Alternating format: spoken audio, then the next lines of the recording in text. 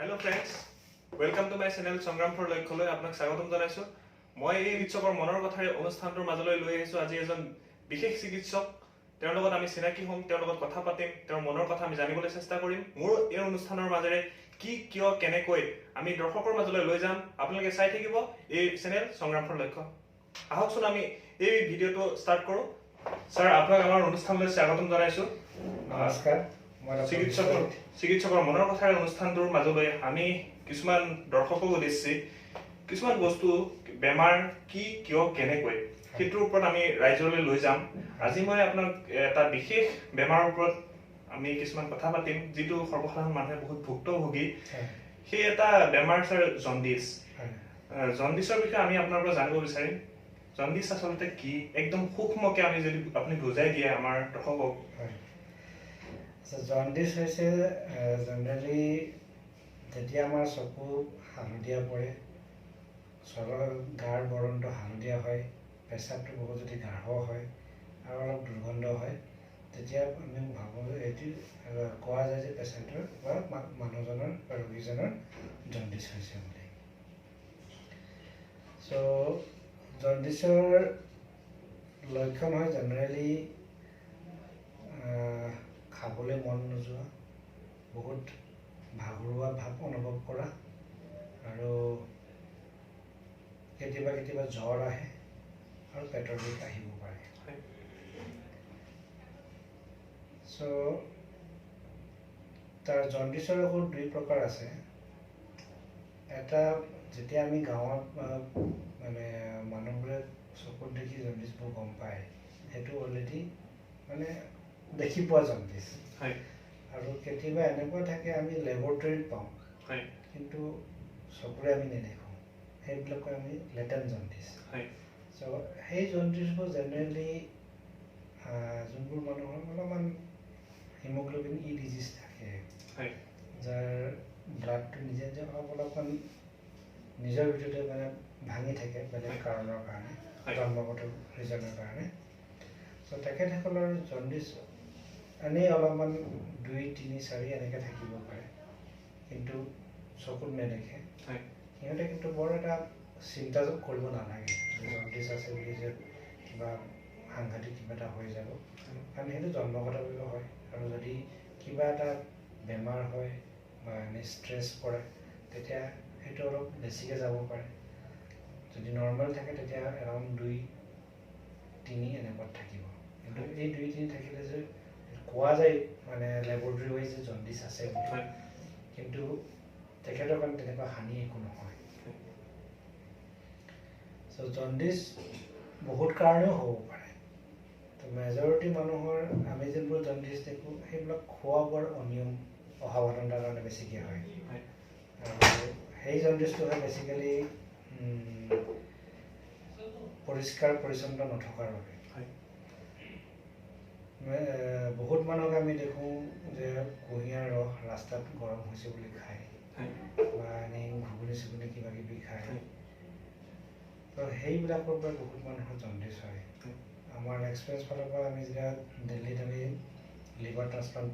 প্ৰগ্ৰামত আছিলোঁ তেনেকুৱা আমি বহুত পেচেণ্ট পাইছোঁ তাৰে সৰু সৰু এজনী ছোৱালী এজন ল'ৰা আমি লিভাৰো চেঞ্জ কৰিব লগা হৈছে মানে সেইবিলাক জেনেৰেলি ইনফেক্টিভ মানে ইনফেকশ্যন হোৱাৰ কাৰণে হৈছে চ' ইনফেকশ্যনটো বেছিকেলি ভাইৰেল ইনফেকশ্যনৰ কাৰণে হ'ব পাৰে বা এনেই আমাৰ বেক্টেৰিয়েল ইনফেকশ্যন তাৰ কাৰণে হ'ব পাৰে কিন্তু আমি যোনবোৰ দেখোঁ মেজৰিটি টাইমত ভাইৰেল ইনফেকশ্যনৰ কাৰণে হয় যেনে hepatitis A, hepatitis E, hepatitis B, hepatitis C, hepatitis D so'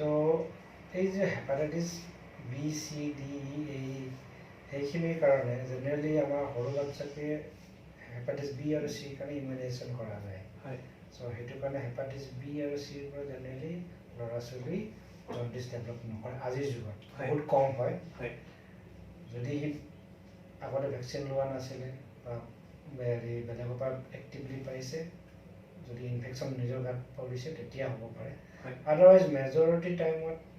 majority ক্ষেত্ৰত আমি দেখোঁ জণ্ডিছটো হেপাটাইটিছ A আৰু হেপাটাইটিছ ই যোনটো আমাৰ মানে সেই পৰিষ্কাৰ পৰিচ্ছন্নতা নোহোৱাৰ কাৰণে আমি পাওঁ তো ইয়াৰ মেইন মুখ নিৰাময় পথটো হৈছে মানুহজনক অলপমান ছাপৰ্টিভ ট্ৰিটমেণ্ট দিয়া তো ইয়াক মানে যোনটো ভাইৰাছ আছে সেই ভাইৰাছটো আমাৰ নিজৰ বডি ইমিউনিটি নিজে নিজে মাৰি যায় তাৰ কাৰণে আমি এক্সট্ৰা ভেকচিন বা এক্সট্ৰা মেডিচিন একো দিব নালাগে কিন্তু সি যে খাব নোৱাৰিব বমি কৰিব সেইখিনিৰ কাৰণে সেইবিলাক বস্তু যদি আমি মানে হেৰি ট্ৰিটমেণ্ট নকৰোঁ তেতিয়া সেইটোৰ কাৰণে বেলেগ উপসৰ্গ আকৌ দেখা দিব যে কি হেৰি বডিত মানে শৰীৰত খনিজ পদাৰ্থ কমি যাব বমি কৰাৰ কাৰণে আৰু যদি এডিকুৱেট ফ্লুইড আমি ইনটেক নকৰোঁ তেতিয়াহ'লে কিডনি উইক হ'ব চ' সেইখিনি ছাপৰ্টৰ কাৰণেহে আমি চেলাইন টেলাইন ভালকৈ দিব লগা হয় চ' অভাৰ দ্য টাইম যেতিয়া নিজৰ বডিটোৱে অলপ ফাইট কৰা আৰম্ভ কৰে আৰু ভাইৰাছটো মাৰা আৰম্ভ হৈ যায় তেতিয়া খোৱা বোৱাৰো ৰুচি আহি যায় আৰু অভাৰ দ্য টাইম সেইটো বস্তু নাইকিয়া হৈ যায় চ' বহুত মানুহে কয় যে হেৰি জণ্ডিছ হৈছে বোলে হেৰি গাঁৱলীয়া দৰৱ খোৱালে বোলে দুদিনতে ঠিক হৈছে বা কোনোবাই কয় যে কাণেৰি ধোঁৱা ওলাই কিবা ওলাই মালা পিন্ধে মই নিজ চকুৰে দেখা নাই এতিয়ালৈকে কিন্তু এইবিলাক ভাইৰাছ হেৰি ইনফেকশ্যনে হৈছে গতিকে এইটো ট্ৰিটমেণ্ট নকৰিলেও হয় নিজে নিজে ঠিক হোৱা বস্তু চ' এই ঘৰুৱা দৰৱবোৰ খাই যে কিমান লাভ হয় মোৰ অলপ ডাউট আছে ছেকেণ্ড বহুত মানুহৰ আকৌ ঘৰুৱা দৰৱ খাই বেলেগ মানে বেমাৰহে চপাই লোৱা যেন দেখোঁ আমি বহুত পেচেণ্ট দেখিছোঁ যাৰ নেকি হেপাটাইটিছ ই ডিজিজ হৈছে আমাৰ ওচৰত আহি মানে ঘৰুৱা দৰৱ খোৱাৰ কাৰণে আমাৰ ওচৰত আহি জণ্ডিছ বহুত বাঢ়ি যায় বা এনেকুৱা ক্ষেত্ৰত মানে জণ্ডিছবোৰ কমিবলৈ বহুত টাইম লাগে কাৰণ লিভাৰ অলপ এফেক্টটো পৰি যায়তো ছেকেণ্ড কিডনি বেয়া কৰে সেইটো বহুত সময় মানে জল্দি কিডনিও বহুত বেয়া কৰে দুই এজনমান ল'ৰাকতো আমি ডায়ালাইচিছ কৰিছোঁ চ' আননেচেচাৰী এটা মানে বেমাৰ চপাই লোৱাৰ নিচিনা হয় যদি সেইটো নকৰি অকল চেলাইন টেলাইন অলপমান দিয়া হ'লে চাগে এই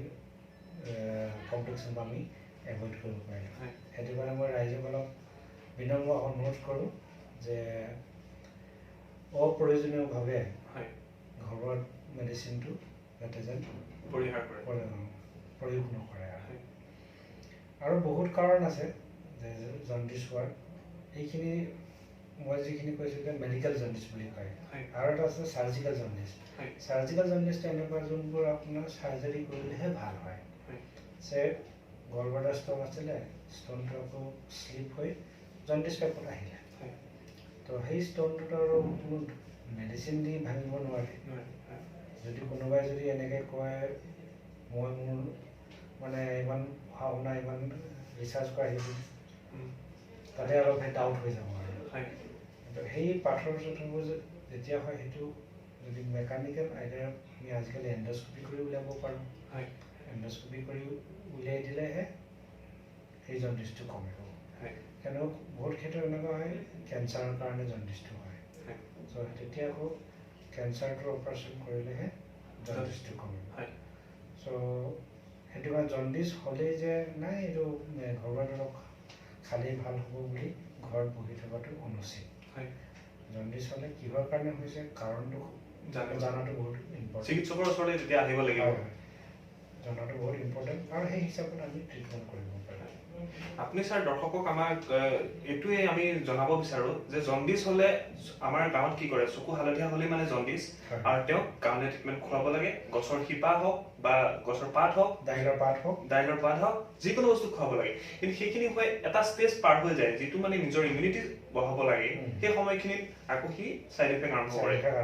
আৰু সেই তেতিয়া চিকিৎসকৰ ওচৰলৈ আহে তেতিয়া অলৰেডি জণ্ডিছ বহুত বেছি হৈ যায় আৰু আন বেলেগ বেলেগ উপসৰ্গও আমাক দেখা দিয়ে সেই গোটেইখিনি কৰিব যাওঁতে আপোনালোকৰ যথেষ্ট কষ্ট হয় পেচেণ্টৰ এটেণ্ডেণ্টে আপোনালোকক সুধিব যে ছাৰ জণ্ডিছ কেতিয়া কমিব বহুত কুৱেশ্যন আহি পৰে কিন্তু আপোনালোকে সেই অলৰেডি বেমাৰটো বহুত বাঢ়ি গ'ল তাক আইচিউত ৰাখিব লগা হৈছে কোনোবা পেচেণ্টৰ আপোনাৰ ডায়ালিচিছ লগা হৈছে বহুতখিনি কমপ্লিকেশ্যন আহি পৰে আপুনি স্যাৰ দৰ্শকসকলে আমাৰ শেষত এটা কি অনুৰোধ জনাব জণ্ডিছ হ'লে আপোনালোকে চিকিৎসকৰ পৰামৰ্শ লোৱাটো উচিত বুলি ভাবোঁ আপোনালোকে দেৰি নকৰিব সোনকালে আহি কাৰণটো বুজি লওক কাৰণ হিচাপত আপোনাৰ ট্ৰিটমেণ্টটো হেৰি আছে যদি বোলে কেঞ্চাৰৰ কাৰণে হৈছে বোলে জটিল ৰোগৰ কাৰণে হৈছে তেতিয়া আননেচেচাৰী আপোনাৰ টাইমটো গুচি গ'ল ন যোনটো বস্তু আমি অপাৰেশ্যন কৰি ঠিক কৰিব পাৰিলোহেঁতেন যেতিয়া এইবিলাক কৰি আহে দেৰিটো হৈ যায় তেতিয়া সেইটো বেমাৰ আগবাঢ়ি গুচি যায় তেতিয়া আমাৰো কৰিব পৰা বেছি একো নাথাকে চ' দৰ্শকক সেইটোৱে কওঁ যে আপোনালোকে জণ্ডিছ হ'লে ঘৰতে ট্ৰিটমেণ্ট কৰি নাথাকিব এটলিষ্ট কাৰণটো আগতে গ'ল জানি লওক তাৰপিছত সেই হিচাপত ট্ৰিটমেণ্ট কৰক কিন্তু এই ক্ষেত্ৰত প্ৰতিটো বেমাৰৰ কাৰণে আমাৰ সময়টো বহুত প্ৰয়োজনীয় বুলি ভাবোঁ প্ৰতিটো বেমাৰৰ লগত সময় কিয় জৰুৰী প্ৰতিটো বেমাৰ যদি আপুনি সময়ত প্ৰপাৰ ট্ৰিটমেণ্ট বা প্ৰপাৰ চিকিৎসকৰ ওচৰলৈ নাযায় তেতিয়াহ'লে বেমাৰটি বহুত দূৰ আগবাঢ়ি যাব পাৰে লাগিলে জণ্ডিছে হওক বা কেঞ্চাৰে হওক বা বিভিন্ন প্ৰকাৰৰ বেমাৰ সময় বেমাৰৰ ক্ষেত্ৰত বহুত জৰুৰী গতিকে দৰ্শকসকল আপোনালোকে জণ্ডিছৰ কাৰণে ঘৰুৱা ট্ৰিটমেণ্ট নকৰিব চিকিৎসকৰ পৰামৰ্শ লওক চিকিৎসকৰ পৰামৰ্শ মতে আপুনি জণ্ডিছৰ চিকিৎসা আৰম্ভ কৰক ধন্যবাদ